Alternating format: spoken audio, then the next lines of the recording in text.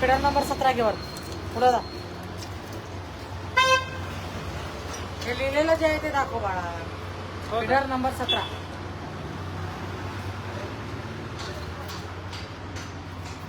खाली बघ.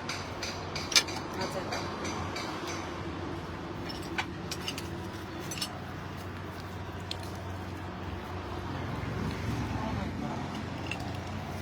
नमस्कार, मी सीमा सावळे.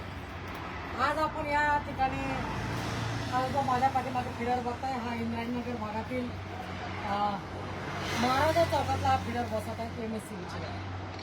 या फिडरवरती आपण स्पष्टपणे बघू शकता की फिडर नंबर 17 आउटगोईंग म्हणजे हा फिडर जुना आहे. इंद्रायणीनगर भागातील सेक्टर नंबर 4 ते सेक्टर 13 पर्यंत सलग लाईट जाते, सलग लाईट जात असते आणि लाईट जाण्यामुळे आम्ही सगळे इंद्रायणीनगरवासी अत्यंत त्रस्त आहोत. आणि या त्रस्तपणाची दखल घेऊन निश्चितपणे महावितरणने काही ना काहीतरी करायचा प्रयत्न केला.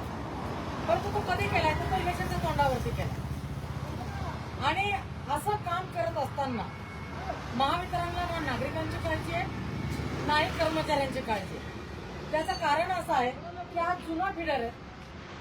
जुना फिडर कुठून तरी उचलून आणला जो अनेक वर्ष त्यांच्याकडे धुळखात पडलेला होता.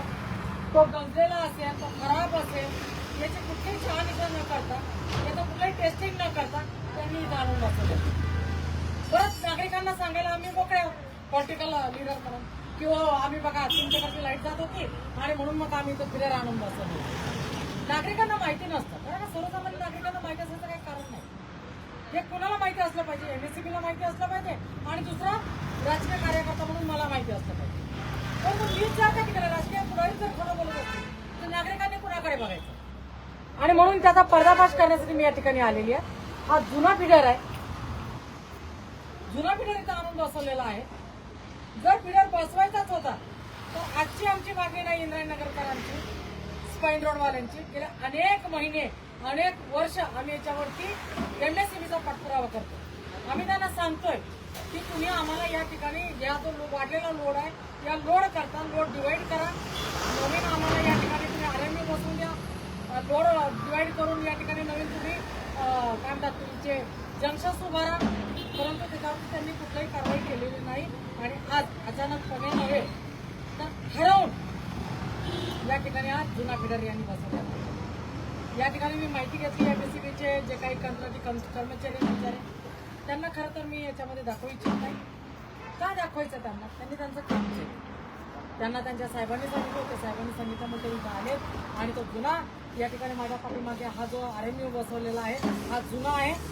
पूर्वी जो बसवलेला आहे जलवायू विहारच्या ठिकाणी तो सुद्धा जुनाच आहे. तर हे कुणाच्या तोंडाला पानं पुसतायत?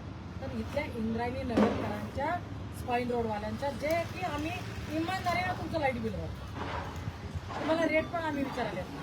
अशा ठिकाणी तुम्ही आम्हाला खोटं बोलताय, शुद्धपणे आमची फसवणूक करताय. आणि म्हणून राग मला त्याचा. आता मी त्यांच्याकडनं माहिती घेतली.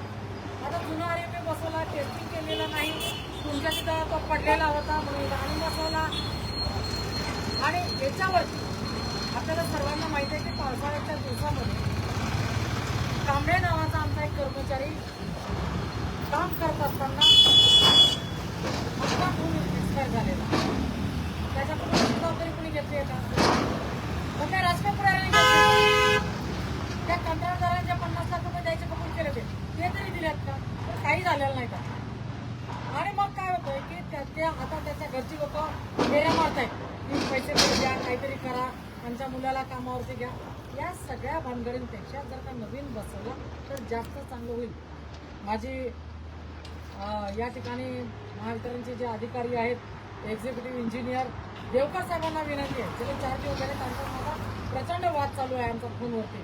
आणि त्यांना मी विनंती करते की सर तुम्ही नवीन घ्या किंवा जुना देत असाल तर तो टेस्टिंग करून तुम्ही आमच्याकडे पाठवा. आणि असं हे तुम्ही का करता?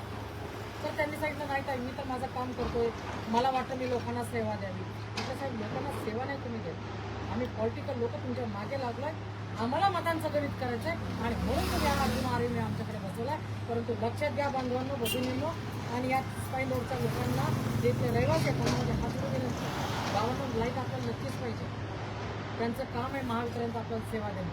परंतु एखाद्याचा जीव घेऊन एखाद्याचा बळी घेऊन आपल्या घरातली लाईट आपण नक्की चांगली विचार करा, निस्वार्थीपणे विचार करा आणि जे कर्मचारी या ठिकाणी आपल्यासाठी काम करतात त्यांच्या जीवाचं मूळ आपण कसं चुकवणार आहात याचा निश्चितपणे आपण विचार केला पाहिजे. परत एकदा महावितरणचा तीव्र शब्दात धिक्कार करते, निषेध नोंदवते तर त्यांनी आमच्याकडे जुना या ठिकाणी हा आरएमयू बसवलेला आहे. नवीन द्यायच्या आम्ही लायकीचे नाही आहोत असं जर महावितरणला वाटत असेल येत्या काळात महावितरण याचा नक्की जबाब द्यावा लागतो. धन्यवाद. पुणे तसेच पिंपरी चिंचवड परिसरातील महत्त्वाच्या बातम्या पाहण्यासाठी आजच आमच्या डिजिटल PCMC न्यूज चॅनलला सबस्क्राईब करा आणि बेल आयकॉन प्रेस करा.